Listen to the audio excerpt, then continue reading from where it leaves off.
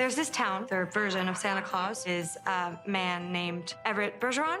Her greatest Christmas gift. I'm here to write a story about you. Maybe finding a whole new family. You're Everett's daughter. He seems like a good guy. Tell him when you're ready. Once I tell him, everything's gonna change. For the better. Well, I would like to raise a toast to my family. Cheers! My Southern Family Christmas on Hallmark. Welcome again to the 6th episode in this season's Stocking Stuffers. I am Emily, and as you heard from the trailer, we're here to talk about a very special movie that has some things going on, and we're going to dive into all that. But I say we, and you're wondering, Emily, have you lost it? Are you talking to yourself? No! I am talking to one of our favorite regular guests, the one, the only, the head hauntress herself, Elizabeth Gray. Hello! Emily, I am so happy to be back, and happy holidays. I can't believe it's been a year since we've talked. It seems like it was only yesterday. It does. It does. Where does time fly? It flies out of an empty coffee cup. That's where it flies. Oh my God. Yes, it does. And baked goods. Yes. Now, this movie, again, like we're obviously, as we say, like, oh, we'll get into that. Like, trust me, we'll get into this one. It is Hallmark's My Southern Family Christmas, which I initially had written out as A Southern Family Christmas, and I didn't check, but I guarantee there's probably, like, I'm interested now in trying to find, maybe one season, I will pick a generic title and only do movies that shuffle the words around in that generic title. Because I think you could probably do 7 episodes on A Southern Family Christmas with my Southern family, and so on. But this is My Southern Family Christmas, 2022. In the South. Christmas in the South. That's Christmas in a Southern state, several of which the director of this film, Emily Moss Wilson, has directed. She has directed Christmas in Mississippi and A Christmas in Louisiana. I know that I covered one, if not both of those movies over the last few years. I could not tell you which one. Or 2. I'm pretty sure it's Christmas in Mississippi. Mm-hmm. Yeah, I seem to remember you covering that as well. She's not the Santa Jaws chick, though. That's a different. No. No, I didn't think so. No, there is. I mean, it's great. There's a lot of chicks behind the camera when it comes to Hallmark and Lifetime and anything Christmas related, which is always welcoming to see. It's too bad. Genres I watch on a regular basis. Well, I mean, she also directed The Nanny Seduction. So to me, that's okay. Like that pairs well with this. I mean, that fits my watching. So that's how sometimes I end up having seen a lot of these directors' filmographies. I mean, I am like that as well. I mean, I watched Barbie with Talk to Me as a double feature. Nice. So I get it. You know, and they oddly work together. I can see that. I mean, we had Talking Barbie in the 90s, so it all fits. Yeah, I know. So anyway, But we're talking here about Christmas, but horror is definitely on my mind. As it always is. And I think that's why you picked this movie, is it not? I was going to say, something stood out to me that I immediately looked through and said, oh my God, I immediately contacted you and said, there is This is it. This is the one. There is actually a Hallmark movie with Bruce Campbell in it. Yes, he's already done one of these Christmas movies, but not an official Hallmark Christmas movie where he plays, oh my God, when we get to the countdown, the most important thing ever. I mean, I didn't know it was canon, but in my mind it is now head canon about Bruce Campbell. So we'll talk. So I was really excited to bring you my Southern Family Christmas, and was really surprised that it's not like any of the other movies we have reviewed on this show. It's not. Now this does fit the Hallmark genre. I assumed 10 minutes into this movie, I thought to myself, this was probably the Hallmark mystery channel. They have kind of a Hallmark has a couple of channels. They have a Hallmark movie channel. They have another one that's supposed to be like mysteries, and it's usually where you have some of the more dramatic stuff. Like the Christmas Train was on that channel, and his last movie, One December Night, was on that channel. Right. Yeah. So So I understand the assumption, but no, this was straight up Hallmark. It's straight up Hallmark, but it is almost more drama than comedy. And it also is not the usual form. I mean, it is the usual formula, Right. but they're bending it a bit, which Yes. I don't know if I appreciate, but I do like that they were trying to do something a little different with this one. Mhm. And I think they were trying to step up their game because they had Bruce Campbell in this movie. Because I Maybe. cannot believe for a minute that the main character's name in the script was originally Campbell. That's probably very true.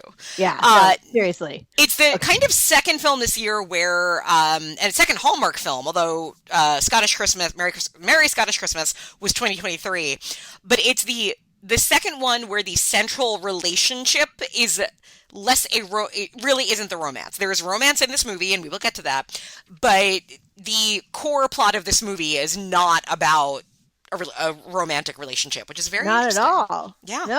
No. That and that in some ways is refreshing. Mhm. As is the lead is a little different than what you meet in most of these Hallmark movies. At the same time, I feel completely pandered to. So let's go into it. Let's well actually we should give a summary of the movie first, because I totally get what you're saying. Before we dive into this, can you explain what My Southern Family Christmas is about? Tell us the plot. You can go to Okay. spoilers. That's all good. There's no way you can't do this without spoilers. Yes. Or I Okay. mean, again, you know where it's ending, even though it has a couple of surprises along the way. Yep. All right. So we have our lead. Her name is Campbell Wallace, I believe, is her name, and she works for a magazine in Dallas. And she's one of those travel magazines like you read on the airplanes. Yes, So which is she kind of a goes- dream job of mine. That would actually be fantastic. Oh, that shit would rule. But I don't think that's they do those magazines anymore. I'm pretty sure they keep cutting costs. I fly Spirit. They have they pay you to change your underwear. I was going to say, there, you so, fly Spirit if you get a discount if you can fly the actual plane, right? Yeah, no. So, I have no base where I can tell you one way or another. But either way, she gets to do all this cool, hot, shoddy stuff. And her surprisingly young, encouraging boss, right? Well, Like not evil boss, ambitious, but not evil boss. right. Played Played by an important actor who is in a lot of these movies. Wes Brown, you would recognize him from, I think, Christmas in Mississippi or Christmas in Anything. He's very good looking, and it is funny to see him, because that happened in another Christmas movie this year where you had, or it was Will Kemp in Scottish Christmas, where you now have this like Hallmark cinematic universe of actors that they're sort of doing. It almost feels like they're doing the Ryan Murphy thing of like taking actors that you've seen together with other actors, but like giving them different parts and different like small roles and things. And it's sort of this now like theater company of actors. But I digress. Continue. Oh, but he's totally asking for, because first of all, they're working on next year's Christmas articles, which is actually on brand. That actually is really True. Yeah. Yes. So yes. They wouldn't be sending her to Louisiana the week before Christmas if the story was not stupid. at all. That's So, very true. So anyway, but I thought that was a cool note that they put that in there, because usually it's like a last minute, like rush to the small town. No, Quick, no. you have to. The deadline is Christmas Eve. No, it's not. Nobody's Yeah. reading this on Christmas. Yeah, so they all of them give these like exotic ones, and then she's like talked to her friend, and her friend earlier, her sassy sidekick friend that works there, also very encouraging, was like, well, keep it personal. And then she gets she goes home and gets a phone call, and this phone call is from a woman who says, I think I'm married to your father. She hangs up the phone, freaks out, looks at a picture of a very young looking Bruce Campbell in a picture. Oh my gosh, like Evil Dead era young. Mm-hmm. Oh yeah. With a baby, and she goes, hello, Everett. And that's how we started. And so she pitches the idea of going to the town where he is in, because he's about to become Père Noël, which is a major plot point in this movie. Père Noël is the Cajun Santa. And by the way, in the town is Sorrento, which is actually a real town in Baton Rouge, outside Baton Rouge. Mm-hmm. So I had to look up. I thought it was a real town. It's totally a real town. Oh, So she's going on location to Sorrento for her supportive boss, who thinks it's a good idea to have a close to home article, but honestly, here's where I say the truth is the other ones were too expensive and hers was the cheapest. That's actually how I feel about it. They put her on Spirit Airlines and sent her down there. Well, Dallas to Louisiana is a normal traffic commute for a lot of people. And if you read Charlene Harris's vampire books, that commute happens in several of them. Okay. So I which is a weird thing to like reference, but once again, horror on the mind. This is where we build our knowledge base. It's all good. Yeah. So she goes to Louisiana to Sorrento and meets the woman who called her, who is married to her dad. Who is played by the Cutting Edge's Moira Kelly, who was the cast initially as Kit Keller in A League of Their Own, but then broke her ankle while filming A Cutting Edge and could not be in A League of Their Own, and history was made. Continue. Oh, and she's done a lot too. Oh, yeah. Like I didn't recognize her at first, and I'm like, oh my god, she's got like quite a resume. And she's from Long Island originally. Yeah, so we might talk about her later on our tropes count. But she totally promises not to tell him until Campbell's ready to tell Bruce Campbell that that's her real dad, Everett. And so hijinks ensues because he thinks she's a journalist the whole time, but it's not funny hijinks. It's actually, like I said, more serious and kind of uncomfortable at times because it feels like a weird. So he left the family, right? So yeah, we don't know why. He was having really a dark time. Yeah. We're having a dark time. They never actually say why. He is now a fully reformed man. He went home, actually. He left her behind because of all of that. But at the same time, he left her behind because he had to go home and take care of his dying father, who there's some baggage there they touch on and and then it's dropped. I don't know what was that, but there is something dark there. Which, once again, like I said, this film was a little darker than some of the others. And so he stayed home, got married to this woman, had 2 kids, and, Campbell wants to meet her sister. So she's an imposter in her own family, hanging out with her sisters, baking a lot of stuff. Lots of baking. They have a food truck and a much bigger food truck than Xmas. Yes. And they said that they actually distribute nationally. So the food truck's local, but they actually make a decent amount of money. Which makes sense because they have a gorgeous house. Oh my God, do they? I liked it better than the house of Campbell's family in Dallas. I thought that was just garish and huge, but that felt very just generic Lifetime house. Whereas this one, I like the design of the kitchen. Yeah, they had the cooktop in the middle of the island, so you could like stand and talk to people while you're cooking, which is something I really appreciate. And they are shooting on location, so you got to give them credit for that. They are shooting in Louisiana, and it has that a little bit of the flair. I only say a little bit because, boy, is this like the most whitewashed Cajun country. None of those people that are the main characters. Now, there was some extras, but main characters are not from that area at all. Fair. At all. Anyway, so she goes and she's in the family. She's doing the story. She meets this hot young archivist dude where she's staying at this guy's house. The mayor is the sage person giving everybody advice and has all the expositional backstory, but he's very compelling and we like him and we all root everybody on. And then she still can't tell him, even to the point where everyone that like half the town now knows, and You're right. they're like trying, they're like actually conspiring to get them to tell each other the truth, and they don't, and to the point that there's actually a moment where you actually think that maybe it's not going to happen. But this is, of course, a Hallmark movie. Of course, everyone falls in love, and he's been writing her letters all his life so she can catch up on him fully. He's a good man. She's a good girl. And she's not asked to quit her job. And the young hot guy wants to go traveling with her. The end. Yeah. So there we go. Yeah, it's a lot more plot than most of these movies. Again, something I'm really appreciating this year is I think, like the 3rd coda I've had in one of these movies, which is great because normally we don't get them. We just get like they end on a really chaste kiss and then the credits roll immediately. Yeah, no, the kiss I actually clocked in the kiss because I thought it was early, and it was at 1:06, and the movie is 1:45, so there was still like 17 some minutes of the film before at kiss time. So it was like I said, it bent convention a little bit, yet it's completely on brand. Very much, very much.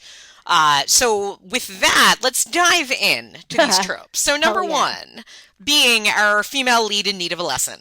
Oh, she absolutely needs one. What do you think she needed to learn? She needed to learn that she has enough love in her heart to have forgiveness and to bring her families together. That's very sweet, and actually is true. I'm going to make a confession. It's, look, holidays, when we know this, because the whole point of these movies is that they know a lot of people are, like, emotionally a little bit more fragile than they normally are. And I'm watching this today, and I get to that last scene, and I'm like, am I going to fucking cry? I felt it too, right? Just ever so slightly, I got verklempt at the end of this movie. My eyes were burning. I was there. I was on the edge. It was coming. It was very sweet.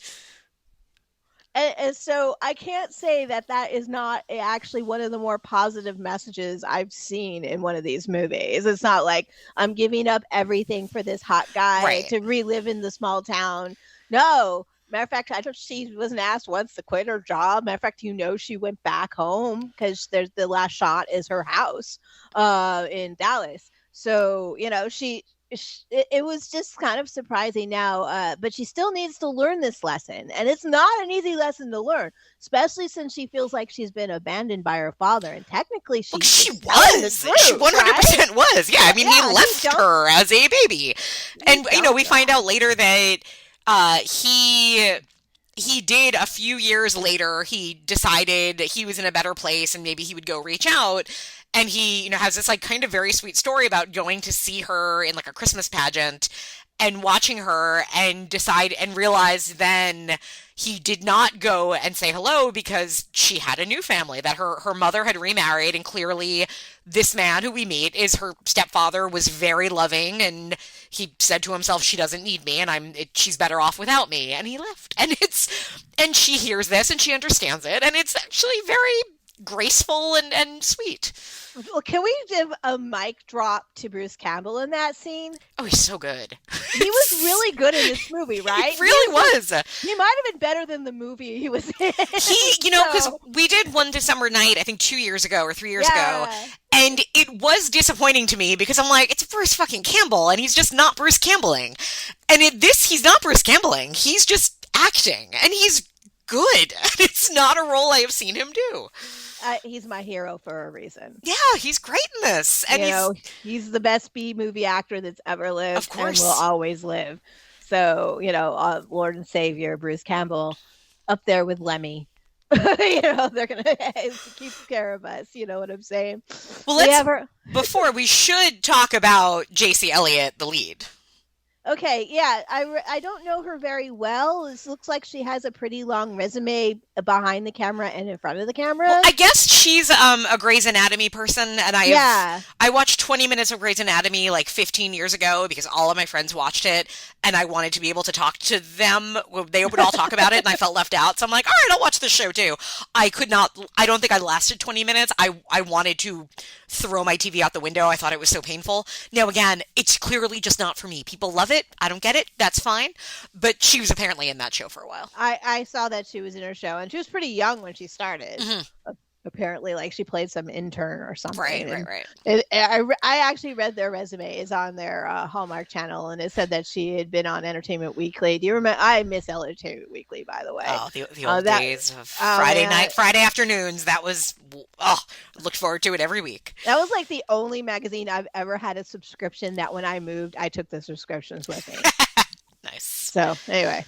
But yeah, this actress, I'll just say it. It's really nice to see a woman that looks like somebody I could know in these movies.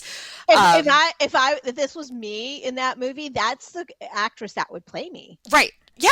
I can see it. It really is, right? Yeah. Yeah. So, a little more glam version of myself, and she's nerdy. Yes. And she likes archivists. She does. Yeah. She got a thing for him. Yeah. So you she's know. cute. I know she has done more of these. This was last year. She apparently was in one in fall called like Design to Love or something that was about a plus size designer, which kind of sounds like something I have to seek out. So yeah, just a welcome addition to the Hallmark clubs. I was happy with her work in this.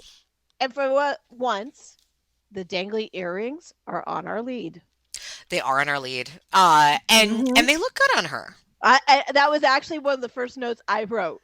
Dangly earrings, circle, circle, circle. Because I've never seen that before where the lead had the earrings. Right. And she wears them the entire movie. She's got some You're kind right. of crazy earring on. Yeah. So anyway, Yeah, it's a style choice.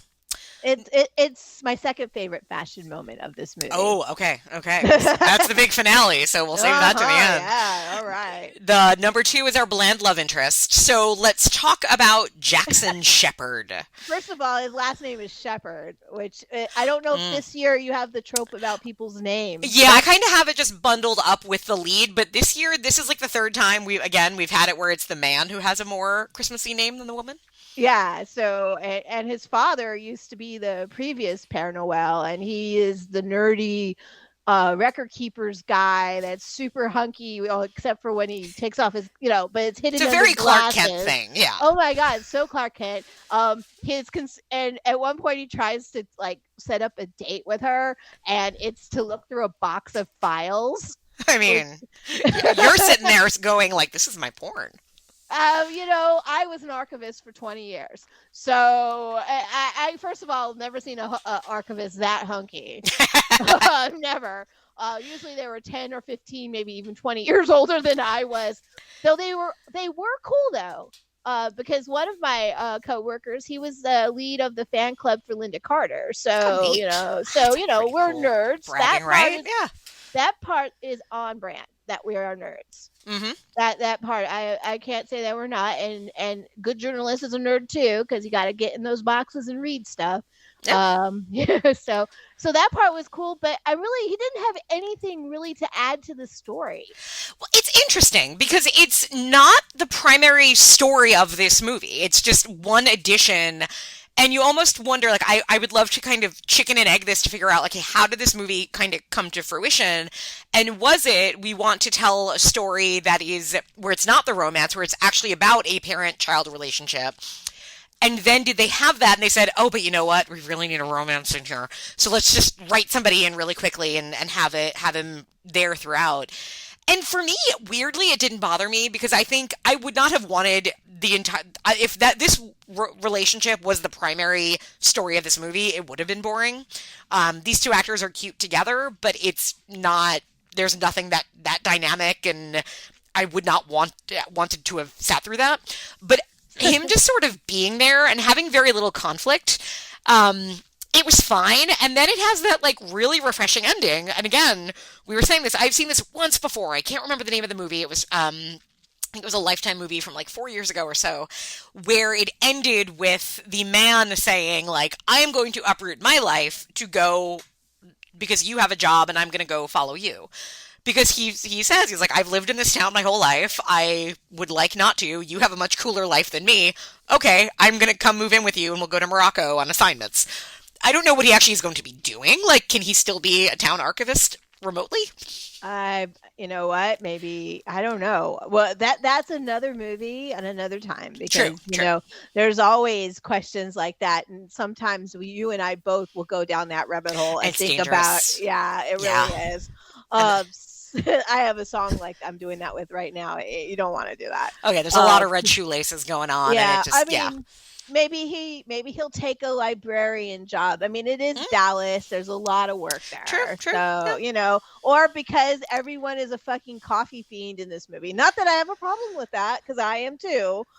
Maybe he opens a coffee shop. He opens up a food truck that only serves exotic coffee out of very light cups. Yes. And a really, Oh, that's right. It really is. Most of the coffee shots are with him, right? True. That's his job, is to give us empty coffee mugs. Hey, somebody's got to do it. I guess so. Moving on. Number 3 is our setting. So again, the big bad city, we get a little Dallas, but not much. And then we go to Louisiana. Sorrento.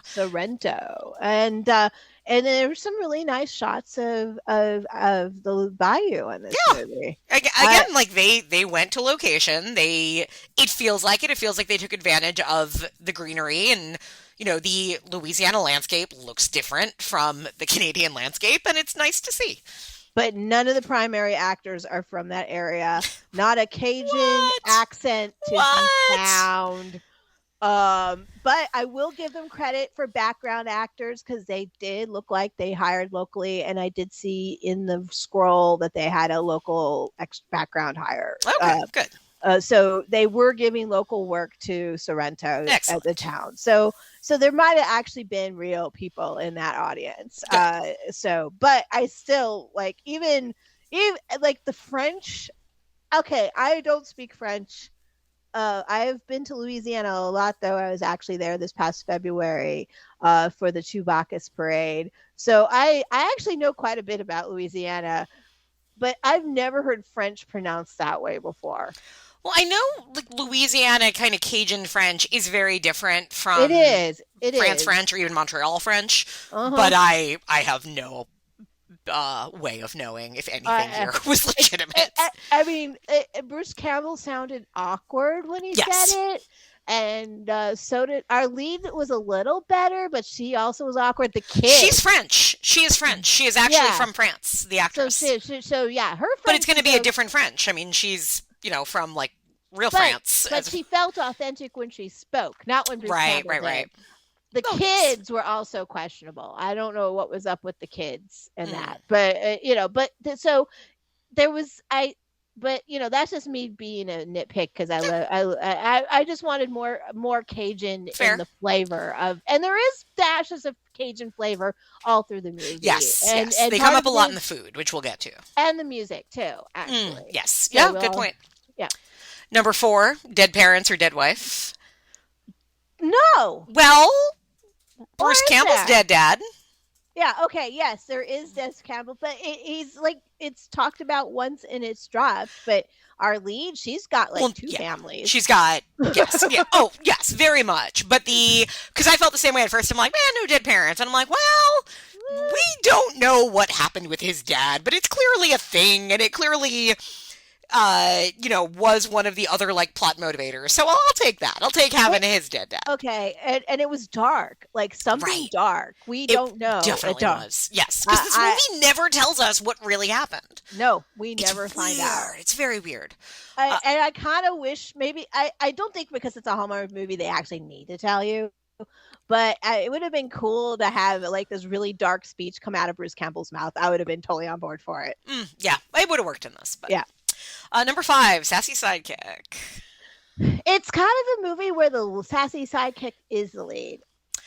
In a way, because normally I think both that character and that actor would be in that part. So she doesn't have, throughout the movie, she doesn't have that like voice to bounce things off of. I guess in a way her mother is kind of the person that's there to sort of field the questions and give advice.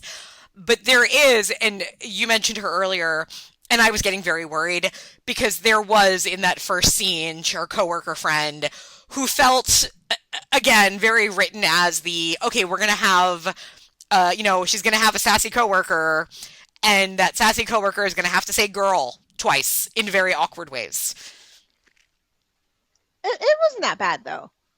No, it just, again, it felt like one of those things where somebody has like the screenplay said girl, comma, this, and then they cast a black actress to do this who then has to say girl. But it doesn't feel like she wants to say girl, and I wish they had let her just not say girl. But yeah, okay, I see what you're saying. But luckily she's only in one scene. Yes. For her at least. But it also would have been nice if we had a sassy sidekick to go along. But it really wasn't. It wasn't about that kind of relationship. No. We already are sandwiching a love story in, having a friendship story in there too. Yeah, or having like the comic relief, goofy person to the side. We did not need that. You don't need a comic relief when you have Bruce Campbell. True, that's a good point. Number 6, our villain, evil woman or evil boss. No, not really. But I want to give the stepmom a half a brownie points for her conniving. Okay, that's fair. He was very manipulative in this whole thing, in positive ways, but she's been orchestrating this whole thing.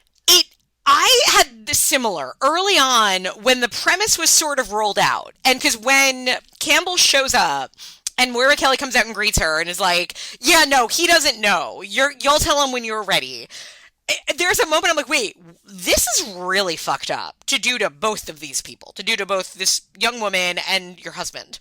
Yeah. And also, like, now your daughters are there. And this entire time it's like, oh, sister. But not sister. I won't say it, teehee. And I did think the same. I'm like, this is fucked up. But it's one of those things that I think because Moira Kelly is really good in this, and I feel like she's very much coming into this as like, no, I'm not, this isn't nefarious. I'm doing this as a good person. I believe her that she's doing it as a good person. So it didn't feel nearly as absolutely morally wrong as it probably is. I want to give her the benefit of the doubt, but at the same time, I was like, especially when she found out that the boyfriend knew.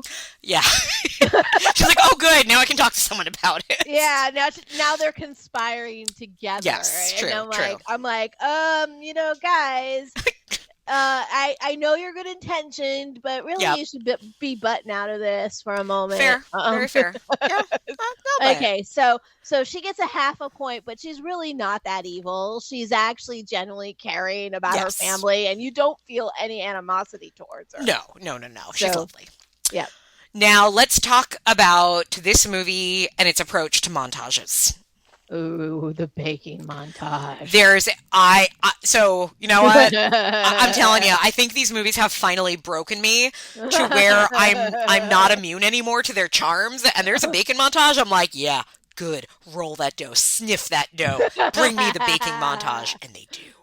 The food. There's two. I think there's like a small montage at the initial party where they're catering in the beginning of the movie, where they're taking photos of their own food, and then but the baking one is a monumental montage. Yeah. Like that is how you throw down a friggin' baking montage. Damn straight. I can't really, I can't really say anything negative about it. Matter of fact, I might even give it elevated points of how spot that montage is, especially since we have been watching some of these movies. And together we have been not denied montages. Well, and I thought this movie was doing it because it kept giving me what I'm going to call blue balls montages. It kept like the Christmas music would play. You'd suddenly get like a Cajun jingle bells as they drive into town. And I'm like, all right, great. And there's a shot of an alligator. And then immediately she gets out of the car and starts talking. And then there's the Christmas party. You mentioned it when suddenly like Up on a Housetop plays. And I'm like, great.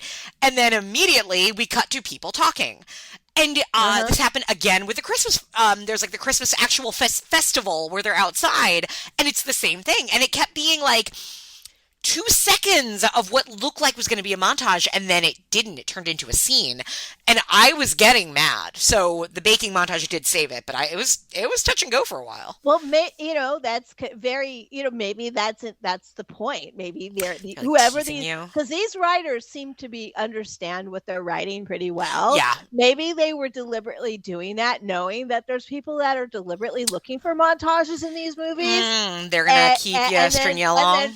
And then when they hit us, bam, baking montage. Meat pies and Cajun music. You can't really deny that, right? That's a good point. Because the writers, it's Alice Murray, who's written like Hallmark novels and some screenplays. And then I think Emily Moss Wilson is also credited as a writer. And there was one thing that right in the first scene when she's doing like the pitch meeting where the boss kind of says something that I thought was very meta, where he's talking about like, well, we have to do something different for next year's Christmas Story because we've already done Christmas on a Ranch and we've done a lot of gingerbread Christmases. And I'm listening to this, I'm like, is this self-aware Hallmark of, well, we've already done Christmas on the Bayou, but we haven't done revealing yourself to be the long-lost daughter of Santa Claus in Christmas on the Bayou. So I think that this was aware. This was a smart movie in that way. I almost think that maybe this was written for people like yourself.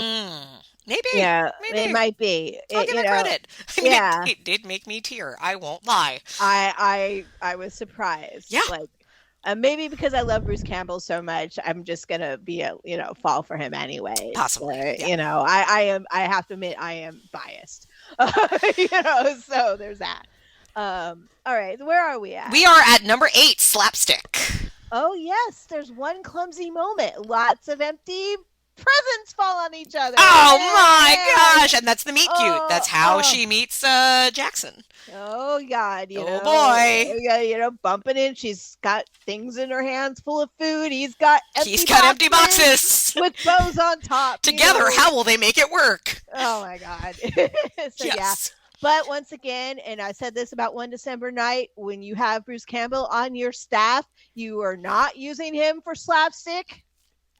I feel like Bruce Campbell at this age, like this is one of those things where I remember, oh God, he doesn't have to do it anymore. It's got to be so nice for him to be like, yeah, you're going to fly me out to Louisiana, put me up in a really nice hotel. I'm going to film for 3 days.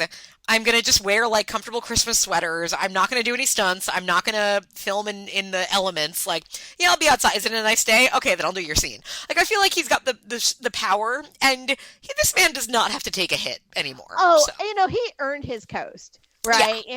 I'm not saying he's Robert De Niro, but like Robert De Niro, he has earned his coast. He can do what he wants now. Yep. And, I don't expect him to be Ash Williams and take a bump on the stairs. That's not what I mean. I just thought it would be maybe more like fun when he's dressed up as Père Noël, where we get to see him actually go down the road, because we got denied him actually doing his parade. We only got to see the top of it. We didn't actually get to see him go to house and pick up the ingredients for the gumbo and drop off the presents and all that. We didn't get to see any of that. Yeah, well, it's only a 90-minute movie. What can you do? Yeah, I mean, you can do a montage. That's what you can do. But I know. But we got a baking montage. We did. And I can't really complain. And I can't really complain about the slapstick. It's just one of those moments in the movie where I was like, oh, well, there's the Hallmark. Yep, yes. And maybe this movie needed it, because otherwise you might have had people at home thinking, hey, what am I watching? Oh, good. Okay, they bumped into each other with Christmas presents. I'm good. I'm watching a Hallmark movie. Yeah, so. I'm okay. Yeah. This is not too dramatic for me. Okay. Number 9, sage old person. Well, there's a couple, because even I would say Bruce Campbell is the sage old person, and he definitely is in many ways. Mm-hmm. But the Mayor Thompson, we had a mayor, who's very very zen about things. Yeah, and he's seen a lot and gone through it, and he's chill. Mm-hmm. He's totally chill. Once again, stepmom is pretty sage. I'd agree. Yeah. Her father is pretty sage. Her stepfather, father. I mean, it seems stepfather. Like, she grew up calling him dad, but he's technically her stepfather, I guess, on paper. The only one that had no chill was her mom. A little bit, yeah. True. Yeah, but yet she still was supportive. So, True. Yeah, so, I would say she was surrounded by sage old people, yet they should have just, pushed her, just do it. Get it over with. Come on. I know. Let's do it. I know. She was dragging her feet. Yes. It does bring us to number 10, Santa Claus. Oh my God. And Bruce, this is where my headcanon is. Bruce I had no idea that Bruce Campbell is the Cajun Santa Claus, but he is. It all makes sense when you really put it together, right? Yeah, right. Bruce, I always knew somewhere the reason why he doesn't die is he has some kind of superpowers. Now we know he's immortal because he's friggin' Santa Claus. Mm-hmm. So he is chosen by this town to be the new Père Noël, and that's a big. Apparently, in this town, that's like being bigger than the mayor. Yes, it seems like a lot of work, though. It is a lot of work. You have to get the costume, and you have to do the boat thing, and then you have to go to people's houses, and it's probably a year-long like job. Yeah, it's like being like Miss America without the crown. Like it seems. I don't know. But it's Louisiana, and I can tell you they know how to throw a parade. Okay. No problems there. Well, good for him. I mean, even in the Cajun country, they know how to throw a parade. So they'll be all right. Be all right. The only thing is, once again, he's wearing this very strange costume because it's not a traditional Santa costume at all, is it? It's I think Père Noël is and again, I only really know about it because I watched one of these other Christmas in, either it was Christmas in Louisiana or Christmas on the Bayou, one of these other movies that had a similar setup. And there was also a Père Noël thing going on. I think Ed Asner was in that one. I want to say he was Père Noël, but I don't think he was a real Santa Claus. But anyway, it's a thing where I know it is, obviously a sort of a cultural variation on Santa that's very specifically regional. And I don't know enough about it to know if some of that costuming is actually correct to that region or not. I don't know either, because usually when I'm in Louisiana, it's around Mardi Gras time. So, which is So Santa's not walking around with all the beads. No, no. And this year I was 2 weeks out from Mardi Gras season. I went to the first major parade, which is the Crew Chewbacca's. That's the science fiction parade. 2,000 people dressed up in every type of science fiction. Fun. You would die. It sounds pretty amazing. So Louisiana knows how to throw it down. Yes, definitely. And they're Santa, and if anything, I'm sure because they were in Sorrento that barge could have been the real deal. True. So who knows, right? Oh. We'll do some more research. Yes, of course. Yeah, so. I will probably forget most of this movie in a year, but that's okay. A year? Well, that's very generous. You're right. Moving on to the bonuses. So the first thing is our music, which is generally public domain holiday songs or very essentially public domain cheap word salad Christmas songs. What do we get here? A healthy mix. Yeah, I agree. A healthy mix. And we heard Deck the Halls twice, but it was a Cajun remix both times. There was a Cajun remix of Jingle Bells on the credits. There was an Up on the Housetop, Cajun style. Well, that was one on the credits. Okay. And the trio, and then at the festival, there was that trio. They did Deck the Halls, and they did Old Lang Syne. Yes. And it was actually pretty good. Yeah. There was also, I didn't bother to look it up because it's impossible to watch on Hallmark's credits when they scroll really quickly in a tiny window because they're busy starting the next movie. But it felt like there was I wrote a folksy feisty, Feist the singer Feist, not feisty as in, spunky. That it seemed like they had somebody, a voice that I heard a few times in the movie that was doing sort of folky word salad Christmas songs that I did not recognize, but that sounded fine and kind of fit the tone of this movie. So. Oh yeah, that person, there was the same song in a different spot or it was two different songs, but either way they sounded the same. Yeah, but it fit tonally. It kind of fit well. The soundtrack was done well for this movie, which you don't always see. Healthy mix. Yes. This is not I didn't feel like I wasted my 2 hours watching this film. Same. So. Number 2 is our secret family recipe. Yes, it's a main plot point. Tell me about the secret family recipe. Oh my God, it's something in their meat pies. Now, I have seen Motel Hell. Right. So I know what's in the meat pies, or if you watch Sweeney Todd, you know what's in the meat pies. But they don't tell us. It's a family secret. It's a family secret. But make a plot point at the very end of the movie. She gets to read the family secret in her brand new journal. And we don't see the secret because it's got to be people, right? Oh, absolutely. That's what I'm saying. We know. Oh, we know what's in the fritters. We know. Yes. But now she knows too. So but we will never know what the secret ingredient is. But yes, it is a major plot point. Yes. There is also not so secret because I think he tells us all the ingredients in it, although he didn't list them out. But Jackson brings Campbell a cup of coffee. And he says, "Oh, it's my grandma's famous Cajun eggnog coffee."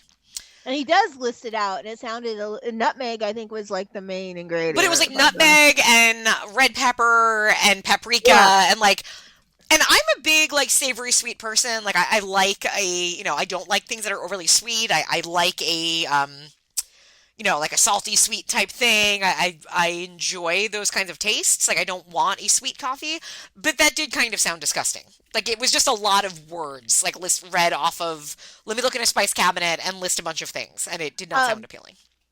I would agree with you. The only thing I would say is I know one thing about Louisiana is that they put unusual ingredients together, and sometimes you have to be open-minded about it. That's fair. Yeah, like chicory coffee, know. which is amazing and I love, and that is not something that necessarily. And they do eat beignets in this movie. They do, yes, with yes. their coffee. Yes. All right, number 3 is our small business in danger, which we don't have because not at all. Is it the Bergeron family bakers apparently are thriving by, murdering other daughters of the family or something and using their flesh in their amazing meat pies, but it's working for them. So yeah, and they're distributing. Yes, nationally. So hey. So they're doing fine. Clearly the other family is loaded in Dallas. Look, the house they had is huge. Yeah. She looks like she had a really good upbringing with that family. Mm-hmm. She's definitely a rich girl. And apparently it pays well to write for like Airplane magazine, even though most of those magazines are no longer in print. But everybody's happy, so. Yeah, so okay. Number 4, product placement. Was there really much product placement? There wasn't. The one thing that I noted, because I watching the whole movie and I wasn't, I'm always thinking about it, but I wasn't directly thinking about it. And I thought, oh yeah, I guess there's nothing.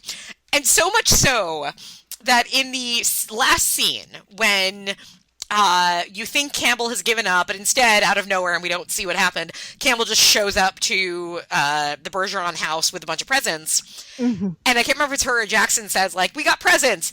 The big box store on Highway 10 is open all night.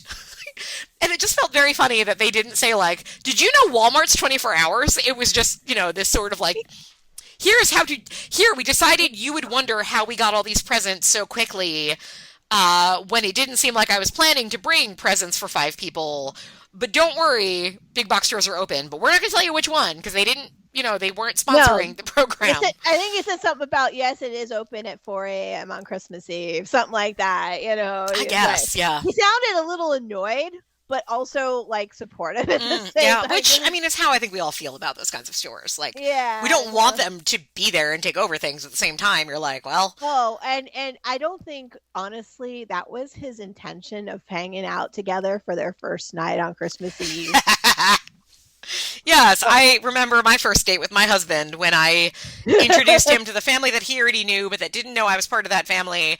And, then we just reminisced for the next several hours. Yeah. Yeah, so he's a keeper because he's got to deal with all this. I guess, yeah. Well, at least in this world, this true. universe. Yeah, okay. Now, number 5, cloying child. Yes, we got 2 actually. Yeah, tell me about these kids. We got a teenage girl. I don't know how old she is. She's a teenager. She's a typical teenager, as she is described more than once in this movie. We don't know. She's nerdy and she likes social media and refers to social media as the gram. Which, does anybody actually say that isn't in a movie? Yeah, I think the other girl might have been 9, going on 10, maybe. Yep. Maybe a tad bit younger, but I think she was 9 going on 10. Yeah. She's a writer. So she's also very like, oh, I'm in love with you already, like instantly becomes like a fan of this girl, and maybe which is unhealthy. It's just an unhealthy thing to have, like, in a child. And she's playing with these kids and she's hanging out with them and they don't know who she really is. It's really weird. And I thought it was a little weird. At the same time, like, the bonding scenes, most of the scenes, except for the one where, of course, they threw food at each other because they got to do that when you're decorating something, because there's, once again, more baking. They did this, like, remember the ice cream They were making thing? ice cream snowmen that looked really cute but seemed incredibly impractical. Yeah, and then, like, they threw stuff at each other. But yes, then it seems like you only do that for a picture and then for a food fight. But the next scene was actually rather sweet and surprisingly good, and the kids are actually decent actors. They were, yes. I didn't hate them. Like, I wanted to change what they looked like. Their hair was like not like, I don't know, something very fake about their hair, like not age appropriate. Maybe that's fair. Maybe because I think they were trying to age them down. Because they're older than they're playing. That makes sense. Playing. That does make sense. That's my guess. Especially the teenager, because we don't know how old she is. She's just She's a teenager. There's also a lot of, like, kid extras, and some of them look like they did not want to be there. Yeah, and everyone is bundled up in clothes. I think there was one shot of it raining, and everyone is like, "It's the middle of summer, and we're We're not getting paid a lot for this. so but whatever. The kids could have been They were fine. worse. Yes, Yeah. they could have been. It wasn't like last year's kid. True. Oh my God. Yeah. Oh, I'd almost forgotten, and now I'm having flashes and it hurts. I'm That little sorry. dancing boy. Let's see. Number 6 was Finding the Perfect Tree, which we don't get a tree. No, we already have so that's perfect okay. trees. We already have them up, but Yes, there's lots yes. of decorating of said trees. Of course. And I have to say that the alligator ornament, even though to me it looked like Godzilla, I thought was really cute. The one that they put on initially on the tree. You were right. I noted that too. Yeah. Now we get to the big one. Number 7, empty coffee cup acting. Okay. Oh my God. There was so much of it, right? Well, and the first scene, not the first scene, but it's like the second scene in the movie where she's going to visit her mom and stepdad, and like she makes a comment of how like, oh yeah, they wanted me to bring them coffee, and I'm like, oh boy, here it comes. And that scene to me was actually okay, and I was like briefly fooled into thinking we were going to get good coffee cup acting, and then the rest of the movie happened, and I have 17 notes.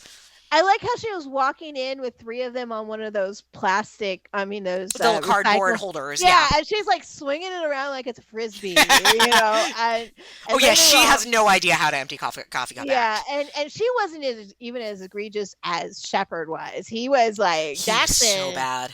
Jackson was the worst. Oh Well, my God, so bad. And also, this to me was really weird because he's like, she's staying on his property, I guess, and he comes over with coffees and he's like, my grandma's secret recipe I made for you, and he brings them over in takeout cups with like the plastic lids. Does he have those in his house? That seemed very strange to me. That's what I'm saying. Is he going to move to Dallas and open a coffee shop? Because clearly there's something He's going ready on for there. it. He's got the supplies. Yeah. Yeah, no. So that was my theory. Yeah. So, Yeah, I wrote down in my notes, it's bad. It's very, very bad regarding the empty coffee cup acting. So I'm going to try to say this fast, but I had to tell you something. So I'm surfing Tubi looking for bad Christmas movies. Partly your fault, but partly because I do that.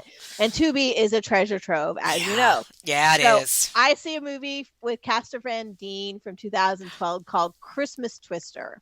Yes. Okay. Continue. Okay, so first of all, the screen comes up with the title card, and it's misspelled. It's Chris Tam's Twister.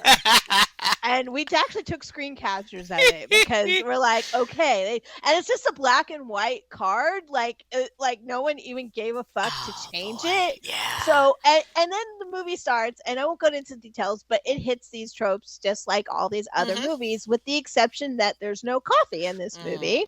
Because they also mentioned they're in Texas. It's a Southern movie. They're at the mall. And we have now seen an upgrade to empty lemonade jumbo cups. Acting. Okay. I love it. Uh-huh. Yep. So if you want to see some teenagers on a variant on our coffee cup acting, I have now seen lemonade jumbo cups acting. I mean, I would even posit that this movie gives us a variation, because when Campbell shows up to the house, she's got her rolling suitcase with her. She's staying for a few days, so it makes sense. And she is standing there, and Moira Kelly's coming out of the house to come see her, and Campbell is just holding her rolling suitcase like in her arm and walking with it when the ground clearly looks very level. So she could have very easily rolled the suitcase, which it was designed to do, but apparently it was also so light that she could also fling it around as if it were an empty coffee cup. But everything was empty in this movie. Yeah. The suitcases were empty. The presents were empty. The coffee cups were empty. There was not a single weight to anything. The only thing that wasn't empty was there was 2 wine glasses in the scene with the first party. Okay. And there was ever so slight red juice of some kind at the bottom of the plastic white cups. Now that's how clear, or actually they were clear. But either way, it was just, and it's so funny that I actually look for that stuff in details. I know. I've created monsters all across the world. Yes, you have. Yes, you have. There was a scene towards the end where Bruce Campbell brings Campbell. I just said that out loud. He comes and he walks out with, he's like, oh, I got you some hot cocoa. And he's carrying 2 very like actually heavy-looking ceramic mugs. And she takes it in her hands, and her arms do drop. Like, she picks it up. Clearly, this was a real prop. We learn it's empty very quickly because she immediately brings it to her mouth and starts drinking. And I'm thinking, like, you know what, this is okay, because at least, like, it looks like it has weight to it. And then I feel like they ADR'd slurping effects. I was like, come on, you finally did it. And then you still couldn't do it right. But you know, it's a struggle is real. It really is. It really is. I mean, we've never seen this ever get it. Like, have we ever actually seen it? No, we have never seen it. I mean, here and there. Like, what did the one I just watched, but it was from 1997, so that's why. So, like, there was, like, good coffee acting, but it was, like, good actors, and it wasn't yet an actual Hallmark movie, so that's why. You know, at least it wasn't those porcelain cups with the fake coffee drinks from last time.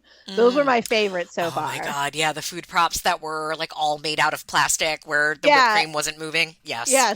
No, you're right. We've gone through so much. We really have. Number 8, actress trying hard not to actually eat on camera.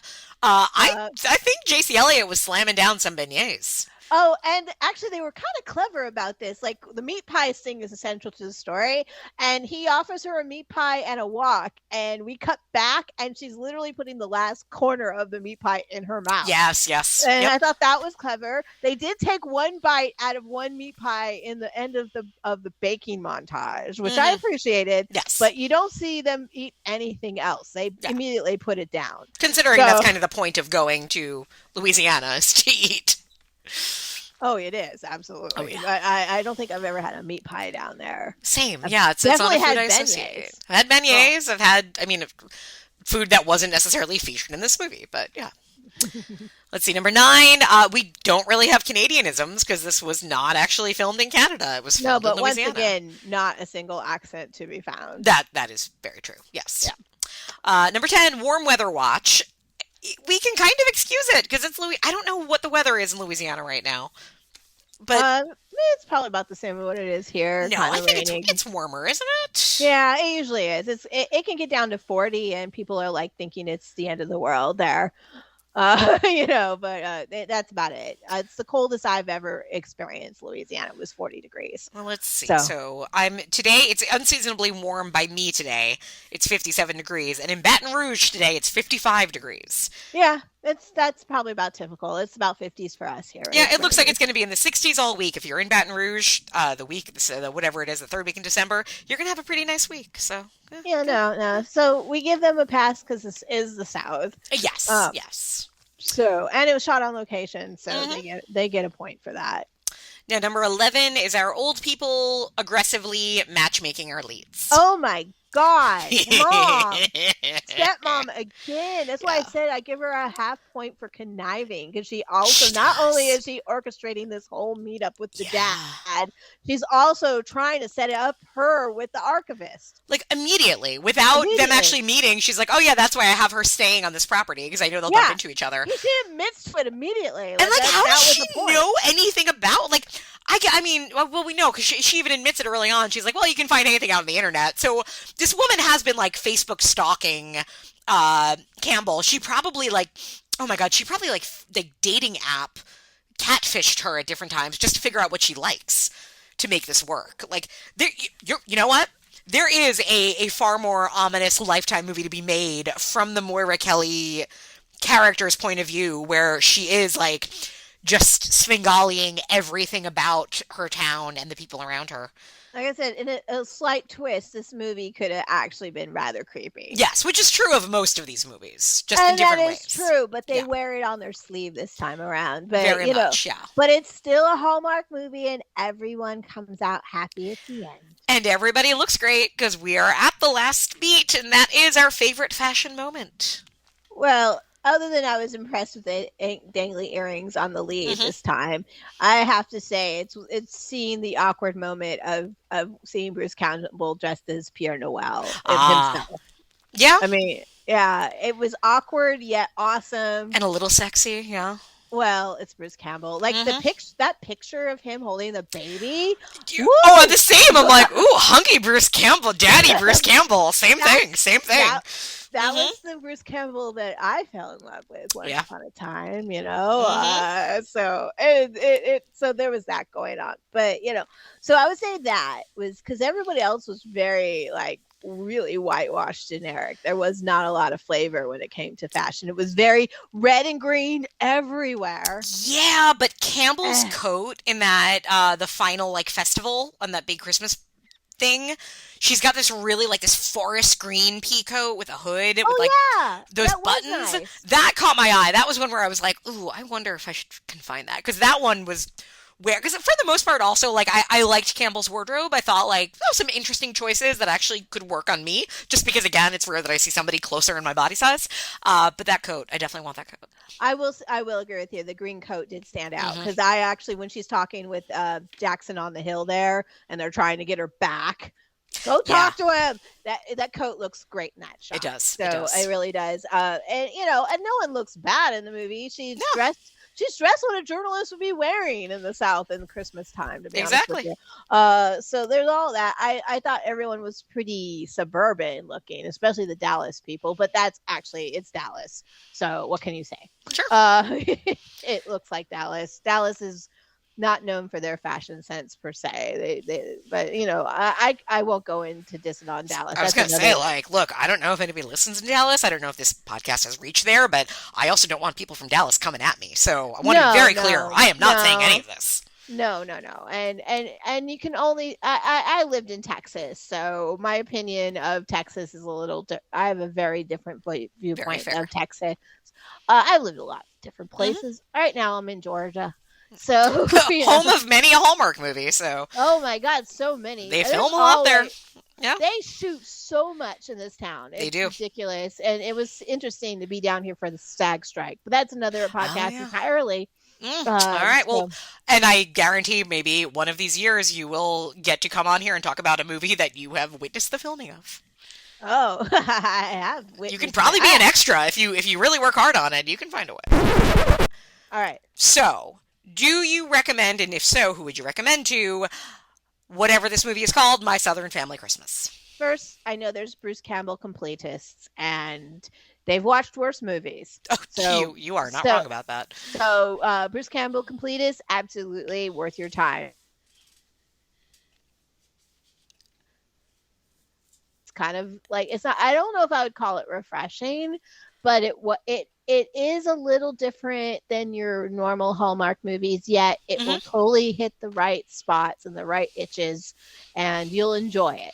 So I would say, they play it at odd times. I notice it plays like at 4 a.m. on Hallmark, so they obviously know it's a little darker than the normal one. So yeah, DVR it. Not necessarily though, and which is how I had to watch it, because Hallmark has a weird thing. I don't get the Hallmark channel, but I can DVR the Hallmark channel, so maybe you can too out there. And I agree, this is one that I ultimately liked. I thought this was a movie, which I don't always say, but it is done pretty well. There's enough there that you can tell the writers and director know what the audience is expecting, and they play with it a little bit. The relationships are nice. Bruce Campbell's fantastic. Moira Kelly is fantastic. It's so nice to see her in this movie. And if you watch these hoping you actually have an emotional connection to them, it really might work. Like, I don't usually. I watch these, with a pen to look for empty coffee cups, and every now and then I'll actually be moved by something. And I was moved by this. I was shocked to say that, but I was. Yeah, I would say I didn't hate my time, and I have less tolerance for these movies than you do, and I felt fine with it. I would watch it with somebody if they wanted me to. As a Bruce Campbell fan, it totally works. It's actually like one of his better performances in a while. He gets to act. He gets to actually act, which I feel like he has not done in a while. And he has refreshing. range. He has complexity. Yeah. When he says there's a dark period, you friggin' believe him. Right. I still want to know what that is. And we could just say, well, that was the period of time when he opened the Necronomicon. That might be an entertaining read on this movie. Final thing to close out with. When they're giving away the final presents, there's not one but 2 leather-bound journals in that shot with Bruce Campbell in As a Bruce Campbell fan, when I saw those come out, I'm like, oh no. Let's do it. Yes. Yeah. Anyway. Okay. Yeah, let your brain fill in where this goes. Yeah, I thought that was awesome. Well, Elizabeth, as always, it is fantastic having you here. Now, you do a million things. You do creative things. You do intellectual things. And I say that as if they're two different things, but they can be the same. Tell everybody, what are you doing? What are you up to? Where can we find you? Well, I have my own podcast. We've been doing it for 9 years. It's Archivists Bets on Sexy Witches, but you can find us at The Sexy Witches on Facebook and on Twitter. We do Blog Talk. We're on Blog Talk platform. We are a live call-in show. We had a pretty rough 9th season. We're very inconsistent on shows this year, but we're still there. And our end of the year is the 13th this week. And we're going to talk about our 2023. Everything we like except for movies themselves. We save that for its own show. But we can talk about things in movies like Best Kill, for example, which was in a movie called Suitable Flesh. Most people didn't see it. But, we'll talk about things like that and, favorite music, movies, whatever. And I, of course, will shamelessly plug this show as well. Oh, well, before we finish shamelessly plugging, you also have movies that you've produced that are out there for people. Yes, there is movies. They're called the FP series. They were shot and directed by Jason Trost, and his brother did the first 2 movies, Brandon Trost, who's now this way famous cinematographer. And I produced, I was acted in 2, the FP2, Beats of Rage, and I produced 3 and 4, which are they're kind of gaming movies. It's Dance Dance Revolution to the Death. Fun. In a comedy post-dystopian, post-apocalyptic future. It has its own language. I highly recommend using the subtitles, especially the ones on Amazon. When they were doing it, it was absolutely brutal, but you can watch it all for free on Tubi. But definitely turn on the subtitles because they are glorious. And it's just a stupid, fun movies. Lots of great music. The costumes are incredible. Matter of fact, Sarah Trost, their sister, did the costumes, and now she works for Jonah Hill in all his movie shows, Eastbound and Down and Vice Principals, and the one with the priests. I mean, the evangelicals. The Rhinestones show. The Righteous Gems. Is that it? The Righteous Gemstones. That's it. Basically, those are rhinestones in their own. Yeah, way. She did all the costumes for that show too. Well, fabulous. So there's a lot of hidden pedigree on these very low budget movies. Definitely worth watching. So. Fantastic. We are going to go make ourselves some eggnog coffee and find the right person to make that secret ingredient meat pie and have ourselves merry little Christmases. And I wish Bruce Campbell was my father. Aww. Now we honor the Necronomicon. Now we honor the Necronomicon. Now we honor the Necronomicon. Now we honor the Necronomicon. Now we honor the Necronomicon with our very own special dance. How the hell do demons do their very own special dance? In hell we dance our own special way. Let's show them how we dance while our bodies decay. Do we bounce like Backstreet? Not without a heartbeat. Do we brag like Michael Bivins? They'll biv DeVoe before the living. Do we whoop like tag team? Not without a bloodstream. Let's Macarena like that group did. No, that's just stupid.